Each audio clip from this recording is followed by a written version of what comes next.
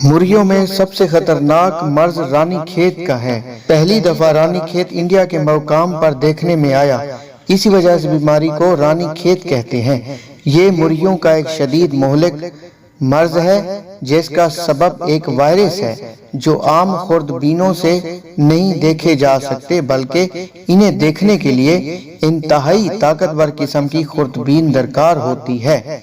ये वायरस परिंदे के निज़ाम तनफ़ुस और दिमाग पर असरअंदाज होते हैं, जिसकी वजह से मुर्गियों को सांस लेने में तकलीफ होती है और मुर्गियों का आसाबी निज़ाम मुतासिर होता है, जिसके नतीजे में मुर्गियों के तमाम अफ़आल और जिस्मानी अज़ा में हम आहंगी कायम हो जाती है।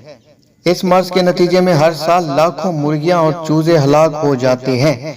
इस मर्ज की वजह से शरह अमवात 10 से 90% तक हो सकती है।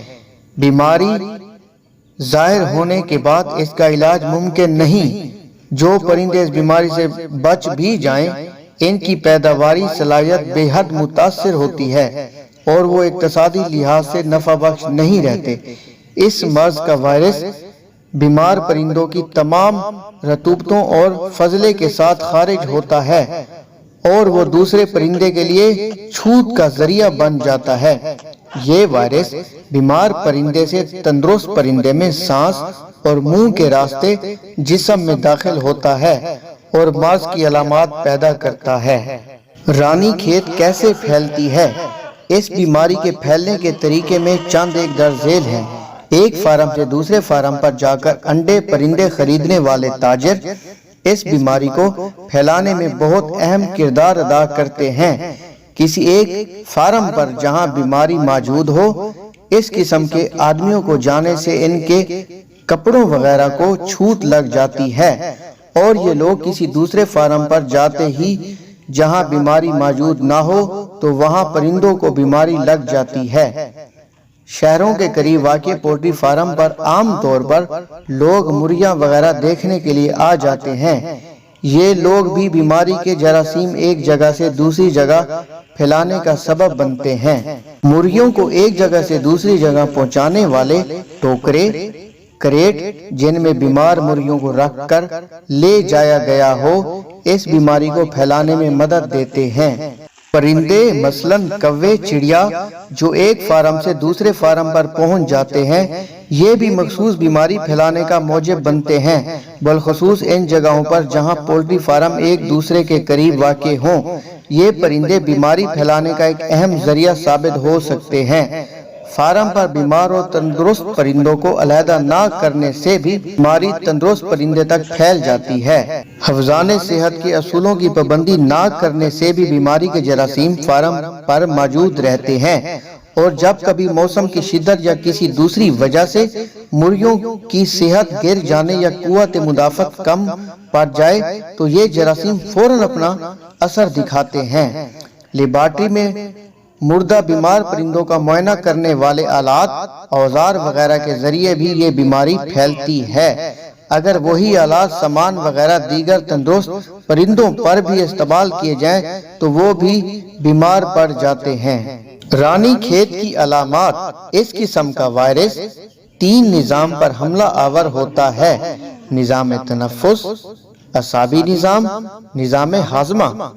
निज़ाम तनफ़ुस में खांसी का आना, हाँपना, सांस लेते वक्त खरखराहट की आवाज का पैदा होना, नाक और मुंह से लेसदार रतूबत का खारिज होना, आवाज का बैठ जाना और बाज़ चूजों में आवाज का बिल्कुल बंद हो जाना शामिल होता है।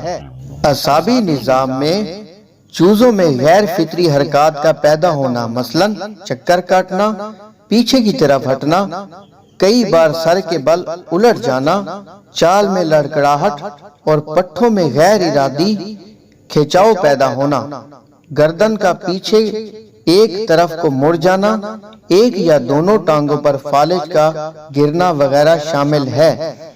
तीसरी अलामत में हाजमा का निज़ाम मुतासिर होता है। मुर्गियों की भूख खत्म हो जाती है, प्यास की शिद्दत बढ़ जाती है और परिंदे खुराक खाना कम कर देते हैं। परिंदों की भीड़ पतली और बदबूदार اور سبز سفید رنگ کی ہو جاتی ہے۔ بعض اوقات سبز رنگ کے اسہال آنے لگتے ہیں۔ انڈے دینے والی مرغیوں میں مرغیاں انڈے دینا بند کر دیتی ہیں۔ ایسے پرندے جب انڈے دیتے ہیں تو انڈوں کے خول یا تو بہت ہی ملائم ہوتے ہیں یا کھردرے، اور ان کی شکل میں غیر فطری بگاڑ پیدا ہوتا ہے۔ لاش کی جراحت کرنے پر غدود اور معدہ کے اندر کی سطح پر واقع قدرتی خشخاش کے دانوں کی مانند ابھار پر خون کے سرخ دھبے موجود ہوتے ہیں۔ انتڑیاں متورم بھی ہوتی ہیں اور ان کی اندرونی جھلی پر خون کے دھبے نظر آتے ہیں۔ نرخرے میں سوزش کی علامات نظر آتی ہیں اور اس میں گاڑھا لیسدار مواد جمع ہو جاتا ہے۔ مرض کی شناخت سرسری طبی معائنے اور پوسٹ مارٹم سے حاصل کردہ معلومات مرض کے تشخیص میں مدد دیتی ہے۔ مرغیوں میں تنفسی علامات، اسہال کی شکایات اور بعد میں اعصابی علامات کا ظاہر ہونا مرض کی تشخیص میں مددگار ثابت ہوتا ہے، کیونکہ اس مرض میں نظام تنفس اور نظام انہضام متاثر ہوتے ہیں۔ اس لیے عام طور پر ان کا معائنہ کرنے پر مخصوص علامات پائی جاتی ہیں۔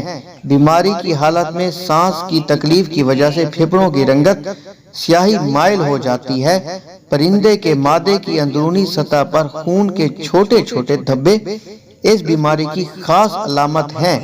اس کے علاوہ انتڑیوں میں ورم ہو جاتا ہے۔ روک تھام وبا پیدا ہونے کی صورت میں صحت مند پرندوں کو فوراً بیمار پرندوں سے علیحدہ کر لینا چاہیے۔ شدید بیمار پرندوں کو ذبح کر کے ان کے پروں، آنتڑیوں اور فضلات کو گہرے گڑھے میں دبا دینا چاہیے۔ گڑھے پر چونے کی اچھی تہ بکھیر دی جائے۔ بہتر یہ ہے کہ ان سب اشیاء کو جلا دیا جائے۔ جس جگہ مرغیاں رہ چکی ہوں اس جگہ کھانے پینے کے برتنوں، انڈے دینے کے ڈبوں وغیرہ کو جراثیم کش ادویات سے ذریعے صاف کر دیا جائے۔ رانی کھیت کے وائرس کو سورج کی شعاعیں 4 گھنٹے میں ختم کر دیتی ہیں۔ اس کے علاوہ فارملین 22% پوٹاشیم پر مینگنیٹ اور کاربالک کے محلول بھی اس وائرس کو تلف کر دیتے ہیں۔ مرغی خانے کے دروازے کے سامنے چونا بکھیر دیا جائے تو جو شخص بھی اندر داخل ہو اس کے پاؤں کے ذریعے چھوت نہ پھیل سکے۔ رانی کھیت مرض کا کوئی علاج ممکن نہیں ہے، اس لیے بہتر علاج یہی ہے کہ بیماری سے متعلق حفاظتی ٹیکے مناسب وقت پر لگائے جائیں۔ رانی کھیت جیسے مرض سے بچاؤ کے لیے کیا کیا جائے؟ اس مرض سے بچاؤ کے لیے حفاظتی ٹیکے لگوانے پر سختی سے عمل کیا جائے۔ ان ٹیکوں کا پروگرام مندرجہ ذیل ہے۔ پہلا ٹیکہ، یہ ٹیکہ 5 سے 10 دن کی عمر میں لگوانا چاہیے۔ دوسرا ٹیکہ، یہ ٹیکہ 3 سے 4 ہفتے کی عمر میں لگوانا چاہیے۔ تیسرا ٹیکہ، یہ ٹیکہ 3 ماہ کی عمر میں لگوایا جا سکتا ہے۔ چوتھا ٹیکہ، یہ ٹیکہ 5 ماہ کی عمر میں لگایا